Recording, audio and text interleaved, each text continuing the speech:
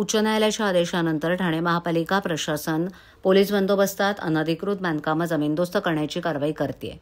मात्र या कारवाई दरम्यान पालिकेच्या पथकाला नागरिकांच्या विरोधाला सामोरं जावं लागत असून मुंब्रा कौसा भागात रहिवाशांनी रस्त्यावरच मांडलेल्या ठिय्या आंदोलनामुळे पालिकेच्या पथकाला कारवाईविना माघारी परतावं लागलं होतं.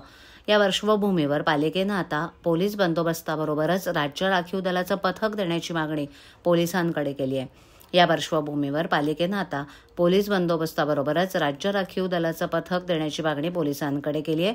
या वृत्ताला पालिकेचे उपायुक्त शंकर पाटोळे यांनी हा बंदोबस्त मिळताच त्या ठिकाणी कारवाई करणार असल्याचं त्यांनी स्पष्ट केलं. तसंच या भागातील आणखी 9 इमारतींवरही कारवाई करण्यात येणार आहे.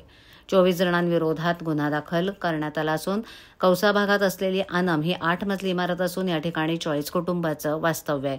परंतु ही इमारत कमी जागेत असल्यानं त्या ठिकाणी यंत्रणा पोहोचता येत नाहीये. त्यामुळे ही इमारत तोडण्यासाठी पालिकेचं पथक मनुष्यबळ घेऊन गेलं होतं. त्यावेळेला नागरिकांच्या विरोधामुळे पालिकेच्या पथकाला माघारी परतावं लागलं. या कारवाईत अडथळा आणल्याप्रकरणी पालिकेनं दिलेल्या तक्रारीच्या आधारे डायघर पोलिसांनी 24 जणांच्या विरोधात गुन्हे दाखल केले, अशी माहिती पालिकेच्या अतिक्रमण विभागानं दिली.